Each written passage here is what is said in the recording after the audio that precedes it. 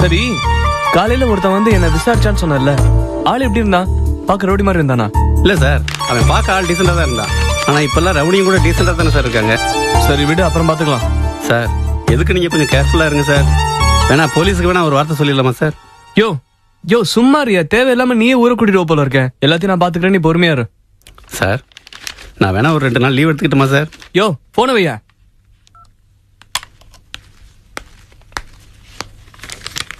இந்தாங்கண்ணே. ஏன் இவ்வளவு நேரம்? இல்லண்ணே, அந்த ஆளு விசாரிச்சுட்டே போனாரு. அப்புறம் பேங்க்ல போய் உங்களை பத்தி நிறைய கேக்குறாரு. என்னென்னமோ விசாரிக்கிறாருண்ணே. விசாரிச்சாரா? என்ன விசாரிச்சாரு? உங்களை பத்தி, கடையை பத்தி, அப்புறம் உங்க குடும்பத்தை பத்தி எல்லாம் விசாரிக்கிறாருண்ணே.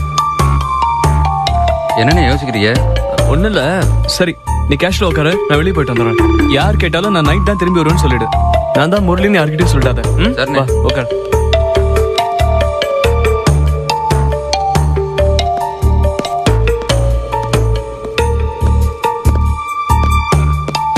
Excuse me. எஸ். இந்த கடை மயில் ராவணனதா? ஆமா, நீங்க யாரு? உங்களுக்கு என்ன வேணும்? நான் மயில் ராவணனை பார்க்கணும். கல்லால உட்காந்துக்கிறது அவரா? எனக்கு தெரியாது சார், நீங்களே போய் பாருங்க. சரிங்க.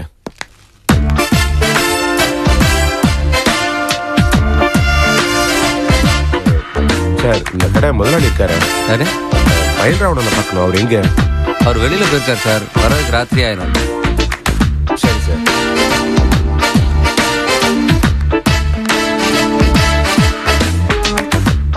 என்ன சார் விசாரிச்சிங்களா? என்னங்க முதலாளி, கடை விட்டுட்டு ஊரை சுத்த போயிருக்காரு. நைட்டு தான் வருவாராம். ஆமா, நீங்க எங்க நின்னுட்டு இருக்கீங்க? கடையில ஏதாவது உஷார் பண்ணிட்டு இருக்கீங்களா? இல்ல சார், மீனாட்சி அம்மனை வேண்டிக்கிட்டு இருக்கேன். என்ன நக்கலா? நீங்க பேசுறது நக்கல்னா அப்ப இதுவும் நக்கல் தானே? ரொம்ப புத்திசாலித்தனமா பேசுறீங்களே. சரி, அதை விடுங்க. நீங்க எதுக்கு ராவணனை பத்தி விசாரிக்கிறீங்க? இல்ல, என் குழந்தையாவுக்கு ராவணனோட ஜாதகம்லாம் பார்த்து பொருந்தியாச்சு. இருந்தாலும் ஆளு எப்படி என்னன்னு விசாரிக்கிறதுக்காக நாங்க வந்தோம். வந்தோன்னா இது மாதிரி எத்தனை பேர் கிளம்பிருக்கீங்க? 4 பேரு. ரொம்ப குறைச்சலா தான் வந்திருக்கீங்க. சகலைங்க, நாங்க 4 பேர் தானே. சரி சரி, நல்லா விசாரிங்க. எனக்கு என்னன்னா, ராவணன்னு கேட்கும் போது ரொம்ப முரட்டுத்தனமான ஆளு இருப்பானு குழப்பமா இருக்கு. சரி, நான் விசாரிச்சுக்கிறேன். சரிங்க சார். சார் எந்திரிங்க. பாத்து சார், என்ன சார் ஆச்சு? 5 வருஷமா இப்படி கை வராம தான் இருந்தேன். இழுத்து விடுங்க சார். சார் சரியா போச்சா சார்? ரொம்ப தேங்க்ஸ் சார். பாத்து போங்க சார். உங்க பேர் என்ன? பாண்டிமுனி சார். என்ன சார், உங்க ஊர்ல எல்லாருமே பயமுறுத்துற மாதிரி தான் பேர் வைப்பீங்களா? இல்ல சார், வேண்டுதல். என்னத்த வேண்டுதலையோ. பாண்டிமுனி பிரதர், சொல்லுங்க சார். எனக்கு ஒரு உதவி பண்ணுவீங்களா? கண்டிப்பா சார். இல்ல, நான் விசாரிக்கிறத விட நீங்க உள்ளூர் ஆளு, நீங்க மாப்பிளை பத்தி கொஞ்சம் விசாரிச்சு சொன்னீங்கன்னா எனக்கு ரொம்ப உதவியா இருக்கும். இவ்வளவுதானே? அந்த ராவனோட ஜாதகமே உங்ககிட்ட கொண்டு வந்து கொடுத்துறேன். ஜாதகத்தெல்லாம் நாங்க பாத்துட்டேங்க. நல்லவனா கெட்டவனான்னு விசாரிச்சு சொல்லுங்க. கண்டிப்பா விசாரிச்சு சொல்றேன் சார். இந்தாங்க, இது நாங்க தங்கி இருக்கிற லாட்ஜோட அட்ரஸ். கொஞ்சம் விசாரிச்சு சொன்னீங்கன்னா நல்லா இருக்கும். நைட்டுக்குள்ள சொல்லுங்களேன். ஓகே, இந்த பாண்டிமணி கிட்ட ஒரு வேலையை கொடுத்துட்டீங்க. அவர் யார் என்னன்னு எல்லாத்தையும் கண்டுபிடிச்சு உங்ககிட்ட வந்து சொல்லிடுறேன் சார். நல்ல வேலை. உங்களை மாதிரி எனக்கு எங்க அப்பா பேர் வைக்கல. நல்லதா பேசுறீங்க. நீங்க மட்டும் என்ன குறைச்சல பேசுறீங்க. நீங்களும் நல்லா தான் பேசுறீங்க. சரியாச்சுங்களா?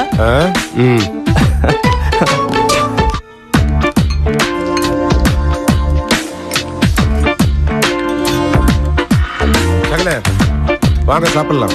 எல்லாரும் பேசுறதெல்லாம் பேசி முடிச்சுட்டு போய் சாப்பிடலாமே. சரி, என்னன்னு சொல்லுங்க. நான் வந்து மாப்பிள்ளை கடைக்கு போனேன், அவரை பார்த்துட்டேன். எப்படி இருக்காரு? ரொம்ப அழகா இருக்காப்ல. அந்த கடையில வேலை பார்க்குற ஒரு ஆள் கிட்ட கூட நான் விசாரிச்சிட்டேன். என்ன சொன்னா? மாப்பிள்ளை ரொம்ப அருமையான ஆளாம். எனக்கு அவர் ஓகே. பவனியை கொடுக்கறதுல எந்த ஆட்சேபனையும் இல்லை. என்ன மணிக்கு என்ன தெளிவா விசாரிச்சிட்டீங்களே? என்ன இது, நான் ஒரு பிசினஸ் மேன், அவ்வளவு கூட விசாரிக்க மாட்டேனா? நான் உங்க அளவுக்கு இல்லைனாலும் நானும் ஒரு சாதாரண பிசினஸ் மேன் தான். ஐயோ சகல, அவரும் பிசினஸ் மேன் ஒத்துக்கங்க, இல்லைன்னா கோச்சுக்கோப்ல. ஏங்க, நீங்க எலக்ட்ரிக் சாமான்லாம் விற்கிறவரு, நான் சாதாரண காய்கறி. நீங்க பெரிய ஆள் தாங்க, சொல்லுங்க. பாருங்க, நான் தெளிவா இருக்கேன். நீங்க போனீங்க, மாப்பிள்ளையை பாத்தீங்க, இங்க வந்து சொன்னீங்க, எல்லாத்தையும் நாங்க நம்புறோம். ஆனா நாங்க விசாரிச்சது யாருக்கிட்ட? அந்த கடையில வேலை செய்யற ஒரு ஆளுகிட்ட. அவன் எப்படி முதலாளி பத்தி தப்பா சொல்லுவான்? உயர்வா தானே சொல்லுவான். அப்படி இல்ல ரவி, பொதுவாவே ஒரு கடையில வேலை பார்க்கற ஆளு முதலாளியை பத்தி குறைதானே சொல்லுவாங்க.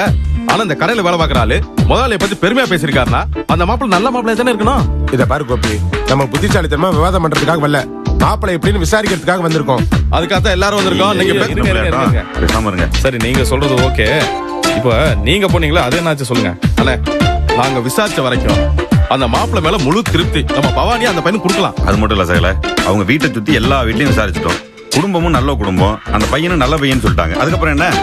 அப்போ எங்க 3 பேருக்கு ஓகே. நீங்க தான் நீங்க 3 பேர் விசாரிச்சதை வச்சு என்னால ஓகே சொல்ல முடியாது. நான் உள்ளூர்காரனே ஒருத்தரை விசாரிக்க சொல்லியிருக்கேன். ரொம்ப சூப்பரான ஆளு. ஏன்னா உள்ளூர்காரனுக்கு நல்லது கெட்டதெல்லாம் தெரியல. அவன் விசாரிச்சு சொன்னா கரெக்டா இருக்கும். அவன் சொன்னதுக்கு அப்புறம் தான் நான் ஓகே சொல்லுவேன். சகல, சொல்லனேன்னு தப்பா எடுத்துக்காதீங்க. நம்ம போய் நேரடியா விசாரிக்கிறதுங்கிறது வேற. இந்த உள்ளூர்காரன்னு சொல்லிட்டு வெளியால விசாரிக்க சொன்னா தப்பா இருக்கும்னு எனக்கு தோணுது. இத பாருங்க சகல, தயவு செஞ்சு அவனை மட்டும் தப்பா நினைக்காதீங்க. ரொம்ப நல்ல பையன். அவன் விசாரிச்சு வந்து சொன்னதுக்கு அப்புறம் தான் பவானி கொடுக்கலாமா வேண்டாமா நான் ஓகேவே சொல்லுவேன். எப்படி ரவி இவ்வளவு உறுதியா சொல்றீங்க? இத பாரு கோபி, நான் எந்த ஒரு விஷயத்திலுமே கண்ணுல விளக்கணை விட்டுட்டு பாக்குறவன். உங்க 3 பேர் கணக்கு மிஸ் ஆனாலும் என் கணக்கு மிஸ் ஆகாது. சரி, இப்ப என்ன? வர்ற ஆளு சொல்றத வச்சுதான் மாப்பிள்ளை ஓகே இல்லையாங்கிறத முடிவு பண்றோம். ஆமா. சரி, வாயில போயிட்டு வரேன்.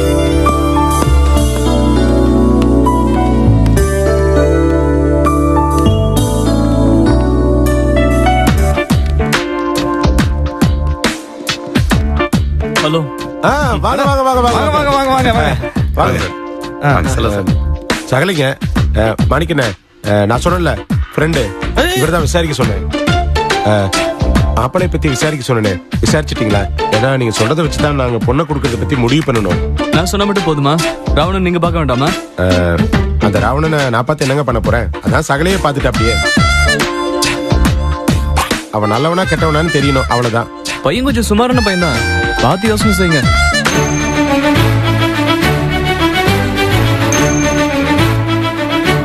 இது நமக்கு ஒத்து வராது. சுமாரான பையன் வேற சொல்றீங்க. சகல, நம்ம நைட்டே ஊருக்கு கிளம்புவோம். இருங்க இருங்க இருங்க. நீங்க கண்ணுல எண்ணெய் விட்டுட்டு தேடினேன்னு சொன்னீங்களே, அந்த லட்சணம் என்னன்னு இப்ப புரியுது. இவரை யாருன்னு நினைச்சிட்டு இருக்கீங்க? இதுதான் ராவணன், இதுதான் முரளி, இவர்தான் மாப்பிள்ளை. என்ன இது திடீர் திருப்பமால இருக்கு? இவரா? நிஜமாவா? ஆமாங்க, நீங்க என்கிட்ட பேசுறது எனக்கு ரொம்ப பிடிச்சிருந்தது. அதான் அப்படியே போட்டு நான் அப்படியே மெயின்டைன் பண்ணிட்டேன். அட என்னங்க, உங்களை நம்பி நான் விசாரிக்க சொன்னா நீங்க கடைசியா எங்கிட்டயே விளையாண்டு இருக்கீங்க. சரி, நீங்க என்ன நம்புறீங்கல்ல? இப்ப நான் சொல்றேன், நான் ரொம்ப நல்லவன். என்ன நம்பி நீங்க உங்க பொண்ணை கொடுக்கலாம். கோபி வாங்க, மாப்பிள்ளை வந்திருக்காரு. வாங்க வாங்க வாங்க வாங்க. நான் உங்க மேனேஜர் நினைச்சிட்டு இருந்தேன். நீங்க தான் மாப்பிள்ளையா? ஐயோ கோபி, மாப்பிள்ளை இவரு இல்ல, இவரு. Hello sir. நீக்கா ட்ரெஸ் பண்ணும்போது நினைச்சு ஒரு டைப்பான ஆளு. காலையில லாட்ஜுக்கு லேடிஸை கூட்டு வரலாம்னு கேட்டது இவன் தான். அவன் மொழியை பார்த்தாலே உங்களுக்கு தெரியும். இல்ல இல்ல இல்ல, நான் அப்படி ஆள் இல்ல. அப்படியெல்லாம் ஒண்ணும் இல்ல. மொழி அப்படி இப்படிதான் இருக்கும். ஆனா ஆள் நல்ல ஆள் தான். அது என்ன தெரியுமா, உங்களை பத்தி விசாரிக்கிறதுக்கு தனித்தனியா கிளம்பணுமா? உங்க லார்ஜ் நேர்மையா நடத்துறீங்களா இல்லையான்னு தெரிஞ்சுக்கிறதுக்கு கோபி கிளம்பினாப்ல. அவ்வளவுதான், வேற ஒண்ணும் இல்ல. சார், இப்போ அதை நான் நல்லவன்னு ஒத்துக்கிறீங்களா? இதை தனியா நீ காலையிலயும் சொன்ன. ஐயோ, விட்டா போலீஸோட வந்துருவார் போல. சரி சரி சரி, மேனேஜர் சும்மா இருங்க. நான் உங்களை நம்புறேன். இப்போது மாப்பிள்ளை பத்தி தெரிஞ்சுட்டீங்களா? வேற என்ன வேணும் உங்களுக்கு? நீங்க தான் வேணும். 4 பேரும் கம்ப்ளீட்டா விசாரிச்சாச்சு. அப்படியாப்பா? ஆமாம்மா, ரொம்ப தங்கமான பையன். நம்ம பவானிய நம்பி அந்த பையனுக்கு கொடுக்கலாம். இல்ல மாமா, எல்லார்கிட்டயும் நல்லா விசாரிச்சீங்களா? என்ன இப்படி கேக்குறீங்க? நான் ஒருத்தன் போயிருக்கேன்ல, அதை மறந்துட்டீங்களா? இண்டு இடுக்கெல்லாம் நல்லா விசாரிச்சுட்டேன் தெரியுமா? நீ சொல்றத நம்பலாம் ரவி. நீ கரெக்டா விசாரிப்ப. ஆனா இவங்கெல்லாம் விட்டுருவாங்க. ஆமாம்மா, ரொம்ப நல்லா விசாரிச்சாரு. இப்படியே எனக்கு தீவிரமா விசாரிச்சாருன்னு வச்சுக்கோங்க, இந்த குடும்பத்துக்கு மாப்பிள்ளை கொடுக்கறது எல்லாரும் பயந்து ஓடி போயிருப்பாங்க. இதாம்பா நம்ம ஊரு. ஒருத்தன் சின்சியரா எல்லாத்தையும் விசாரிச்சா உங்களுக்கு எல்லாம் கேலியா இருக்குல்ல? சரி சரி, இப்ப மாப்பிள்ளை எல்லாம் ஓகே. அடுத்து என்ன பண்றதுங்கிறத பத்தி யோசிப்போம். அடுத்து என்ன? நிச்சயார்த்தம் தான். அதை முடிச்சிட்டு கல்யாணம் தான். நிச்சயதார்த்தத்தையும் கல்யாணத்தையும் தள்ளி போட வேணாம். ரெண்டே அடுத்தடுத்த நாள்ல வச்சுக்கலாமே. கோபி சொல்றதும் சரிதான். சூட்டோட சூட சீக்கிரமாவே முடிச்சிடலாமே. எங்க நல்ல நேரம் முடியறதுக்குள்ள நம்ம சம்பந்தத்தை பேசி முடிச்சுக்கலாம் இல்லையா? பேசி முடிச்சிடலாமே. காசிராஜன் சார் சொல்லுங்க. இன்னில இருந்து பல வருஷத்துக்கு முன்னால இதே வீட்டுல இதே இடத்துல மாணிக்கத்துக்கு சரோ பேசுறதுக்காக வந்தோம். அப்போ மாணிக்க சார்பா நான் தான் பேசினேன். யார் கூட பேசினேன் தெரியுமா? சிதம்பரம் ஐயா கூட தான்.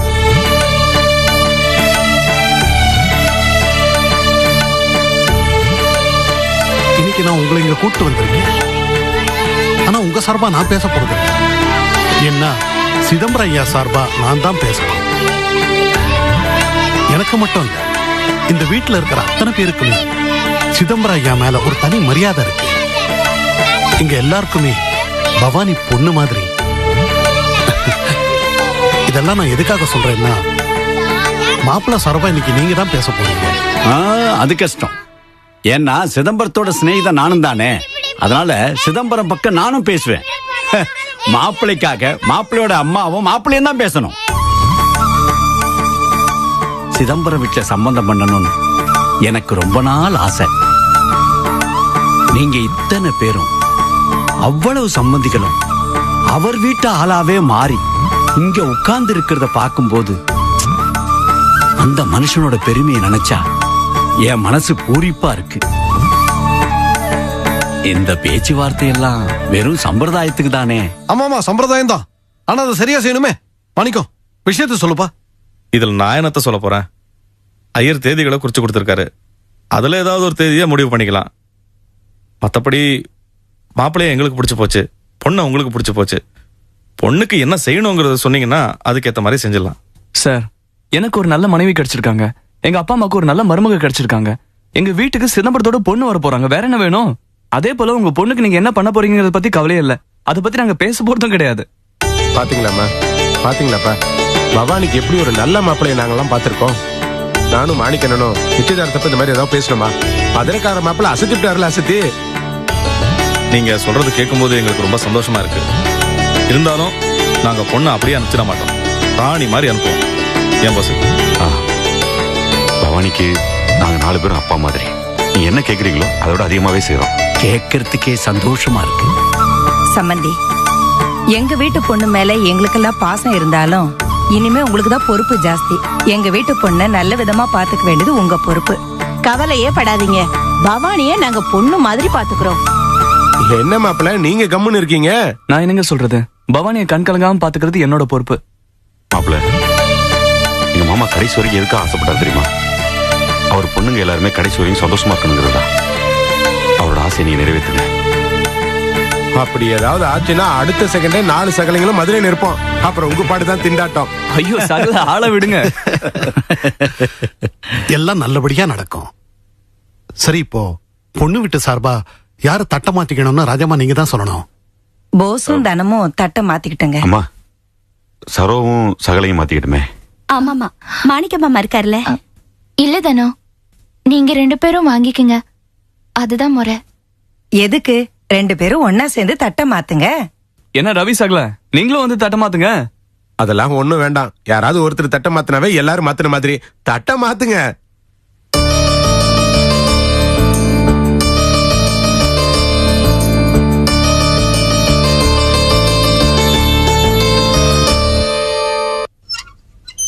பவானி கல்யாணத்துக்கு நம்ம என்ன செய்ய போறோம்? என்ன துணிமணி, சாமான்செட்டு, சீர்சனத்தி வழக்கமா எல்லாம் செய்வாங்களா? செஞ்சிட வேண்டியதுதான். நகை நட்டு பொறுத்த வரைக்கும் மாமா இருந்திருந்தாருன்னா எப்படியும் ஒரு 25 பவுனாவது போட்டிருப்பாரு. இப்ப நம்ம 4 பேர் இருக்கோம். குறைஞ்சபட்சம் ஒரு 100-125 பவுனாவது போட வேண்டாம்? கண்டிப்பா கண்டிப்பா போட வேண்டிய. என்ன சொல்றது கரெக்ட் தான். அவங்க பணங்க என்னங்கிறது பிரிச்சுட்டுனா நமக்கெல்லாம் ஈஸியா இருக்கும்ல. ஆமாமா. இப்ப கல்யாணத்துல சமையல் சாப்பாடை பொறுத்த வரைக்கும் அதுக்கு தேவையான மளிகை சாமான், காய்கறி, பூ, பழம், காரு, வேனு, டெம்போ இதெல்லாத்தையும் நான் பாத்துக்கிறேன். Very good very good. அப்புறம் பொண்ணு மாப்பிள்ளையில ஆரம்பிச்சு வர்ற ஒவ்வொரு சொந்தக்காரங்களுக்கும் ஒருத்தரை விடாம புது ட்ரெஸ் கொடுக்கணும். நல்லா கிராண்டா இருக்கணும். எவ்வளவு லட்சம் செலவானாலும் பரவாயில்ல, கோபி பார்த்துக்காரு. இவ்வளவுதானே? ஓகே. அப்புறம் இந்த சீரெல்லாம் இருக்குல்ல, கட்டில், பீரோ, fridge, AC, washing machine, grinder இருக்கு. அதை நீங்க பாத்துங்க. என்னது திடீர் திருப்பமால இருக்கு? என்னங்க ஏங்க யோசிக்கிறீங்க? இல்ல, நான் என்னமோ கல்யாண வேலையை பத்தி பேசலாங்கிறதுக்காக வந்தேன். நீங்க ரவி, பவானிக்கு நம்ம எல்லாம் அப்பா ஸ்தானம்னு சொல்லியாச்சு. உங்க மூத்த பொண்ணுக்கு நீங்க நல்லா செலவு பண்ண மாட்டீங்களா? அப்படி இல்ல கோபி, திடீர் திருப்பமால அமைஞ்சு போச்சு. சரி, நான் எல்லாத்தையும் நானே பாத்துக்கிறேனே. அப்புறம் இந்த போஸுக்கு என்ன இருக்கு? அதான் எல்லாத்தையும் நாம பிரிச்சுக்கிட்டோமே. அந்த இது இருக்க, அந்த 125 பவுன் நகை அதை நீங்க பாத்துக்கோங்க. என்னங்க 125 பவுன் நானா? மாணிக்க மாமா, இல்ல 125 பவுன் அவரால எப்படி? இல்ல 1 பவுன்னா 8 கிராம், 100 பவுன்னா 800 கிராம். கிட்டத்தட்ட 3/4 கிலோக்கு மேல ஒரு 50 கிராம் வரும். இல்ல மேலேயே வரும் ரவி. வரும் மேலே வருமா? 1 கிராமுக்கு 400 ரூபாய், 100 கிராமுக்கு 4000 40,000 ரூபாவா? ஏய் கூறு கட்டவளே 40,000 ரூபாடி. ஐயோ 40,000 ரூபாய 8ஆல பெருக்குறா? என்ன எதுக்கு இப்ப எல்லாரும் சிரிக்கிறீங்க? போட்டியே கணக்கு அந்த லட்சணத்துக்கு தான். அதான் மாமா எப்படி எப்படியாச்சும் புரட்டி அடிச்சு பண்ணிடலாண்டி. அதான் எப்படி புரட்ட போறீங்க? என் தலையை அடமானம் வச்சாச்சு இதான் நான் பண்ணுவேன். இதா மாணிக்க மாமா, தலையும் புரியாது வாலும் புரியாது, ஆனா தலையை மட்டும் அடகு வச்சிருவாராம். இவர் தலையை யார் வாங்குவாங்க? பெருசா வாய் விடுறாரு. எப்படி 125 பவுன் பண்ணித்தானே ஆகணும். எப்படியாச்சும் பண்ணிடு. கவலைப்படாதீங்க, சும்மா விளையாட்டுக்கு சொன்னேன். உங்களால முடிஞ்சதை செய்யுங்க, மீதியை நான் பாத்துக்கிறேன். அப்படியெல்லாம் இல்ல, பங்குன்னு பிரிச்சுட்டீங்க, அதை எப்படியாச்சும் பண்ணித்தானே ஆகணும். எதுக்கு தெரியுதுல்ல? இத பாருங்க, உங்க யார்கிட்டயும் ஒரு பைசா வாங்காம இந்த கல்யாணத்தை நல்லபடியா செய்யற சக்தி எனக்கு ஆண்டவன் கொடுத்திருக்கான். இப்ப அதுக்கான நல்ல மனசு கூட எனக்கு இருக்கு. அது மட்டும் இல்ல, இப்ப நான் தனியா செஞ்சேன்னு வச்சுங்களேன், பணத்திமிரன்னு ஊர்ல பேசிப்பாங்க. நீங்க எல்லாம் என் சகலைங்க, உங்களுக்கும் அது கௌரவமா இருக்காது. அதனால நம்ம 4 பேரும் சமமா நின்னு இதை செய்யறோம்.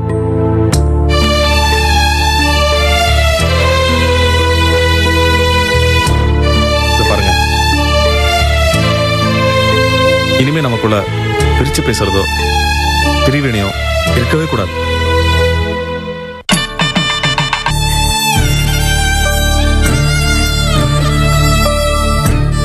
தங்கமான மனுஷன், அவருக்கு இப்படி ஒரு நிலைமை ஆயிடுச்சு. சிரமப்படுத்திக்காதீங்க பாட்டி. கடைசியில அந்த முகத்தை ஒரு தடவை பார்க்க முடியாம ஆயிடுச்சு. இப்படிதாங்க அந்த பெரியவர் தவறி போனதுல இருந்து அழுதுகிட்டே இருக்காங்க. எவ்வளவு சொல்லியும் அழுகையை நிறுத்தவே இல்ல. இருக்காத பின்ன, சொந்தக்காரங்களை விட எங்க கூட பாசமா உண்மையா இருந்துச்சு. நீ இல்லாம அந்த கிரக பிரவேச வீட்டுல ஒரு கலையே இல்லாம இருந்துச்சு கிழவி. அது மட்டும் இல்ல, சிதம்பரனை இறந்தப்போ நீ இருந்திருந்தா சரவுக்கும் மத்தவங்களுக்கும் எவ்வளவு ஆறுதலா இருந்திருக்கும். எங்க எல்லாருக்கும் நீ இப்படி படுத்து கிடக்கிறதுனால ரொம்ப கஷ்டம் கிழவி. நீ இல்லாம நாங்க நிறைய விஷயங்களை இழந்துட்டோம் கிழவி. ராசம், சிதம்பரம் ஐயா போயிட்டாரு, ஆனா அவர் மனசு உங்க எல்லாரையும் வாழ்த்துக்கிட்டு தான் இருக்கும். அதே மாதிரிதான் நான் இருந்தாலும் இல்லைன்னாலும் என் மனசு உங்களை வாழ்த்துக்கிட்டு தான் இருக்கும். பாட்டி, இப்ப உடம்பு எப்படி இருக்கு பாட்டி? பரவாயில்லையா? கொஞ்சம் பரவாயில்லப்பா. இதுக்கு இருக்கிற நல்ல மனசுக்கு உடம்பு கொஞ்சம் தெரியிருந்தா கூட பரவாயில்ல. அந்த பெரியவரை பார்க்க ஓடி வந்திருப்பாங்க. என்கிட்டயும் அவர்கிட்டயும் சொல்லி புலம்பிக்கிட்டே இருந்தாங்க. ஆனா டாக்டர் தான் கட்டில விட்டு நகரவே கூடாதுன்னு சொல்லிட்டாரு. எனக்கு கொடுத்து வைக்கலப்பா அந்த தெய்வத்தை. அந்த மனுஷன் மூஞ்சிய கடைசியா பாக்கிறதுக்கு எனக்கு கொடுத்து வைக்கலப்பா. இதே புலம்பல் தாங்க. சிதம்பரம் ஐயா நல்ல மனுஷன், யாருக்குமே கெடுதல் செய்யாதவரு, அவருக்கு போய் இப்படி ஒரு சாவான்னு சொல்லி சொல்லி அழுதிட்டு இருக்காங்க. நான் என்னன்னு சொல்லி சமாதானப்படுத்துவேன். அப்படி இல்லைங்க, விபத்துங்கிறது யாருக்கு வேணாலும் ஏற்படலாம். விதி முடிஞ்சு போச்சுன்னா ஏதாவது ஒரு விதத்துல நம்மள கடவுள் கூட்டுக்குவான். அப்படி இல்லங்க, இப்படி ஒரு நல்ல மனுஷனுக்கு இந்த மாதிரி ஒரு அநியாய சாவா? அப்படிலாம் இல்லைங்க. மரணங்கிறது உண்மை, மிக கொடூரமான உண்மை. சமீபத்துல கூட 90 ஸ்கூல் குழந்தைங்க தீயில கருகி இறந்து போச்சுன்னு செய்தி கேள்விப்பட்டோமே. அதை விட பெரிய கொடுமை இந்த உலகத்துல உண்டா சொல்லுங்க? அந்த பச்சை குழந்தைங்க யாருக்கு என்ன பாவம் பண்ணாங்க? இப்படி ஒரு சாவு. அதாவது கடவுள் எப்பவுமே நல்லவங்களை நல்ல விதமா தான் கூப்பிட்டுக்குவாரு அப்படிங்கறதெல்லாம் நம்ம வசதிக்காக நாமளா செஞ்சு வச்சிட்டு இருக்கிற கற்பனை, அவ்வளவுதான். என்னை பொறுத்த வரைக்கும் இப்படிப்பட்ட நல்லவங்க எல்லாம் இந்த மாதிரி சாவை சந்திக்கும் போது கடவுள்னு ஒருத்தர் இருந்தா என்ன இல்லன்னா என்னங்கிற அளவுக்கு வெறுப்பு தான் வருது. அப்படி எல்லாம் சொல்லக்கூடாதுப்பா. என்னால இருக்க முடியல பாட்டி. அன்னைக்கு அந்த ஸ்கூல் குழந்தைங்க இறந்த போதும் அழுத, இன்னைக்கு சிதம்பரம் மாமா போன போதும் அழுத. 2 நாளும் நான் கடவுளை பிடிச்சி திட்டினேன். ஏன்னா நான் மனுஷன்.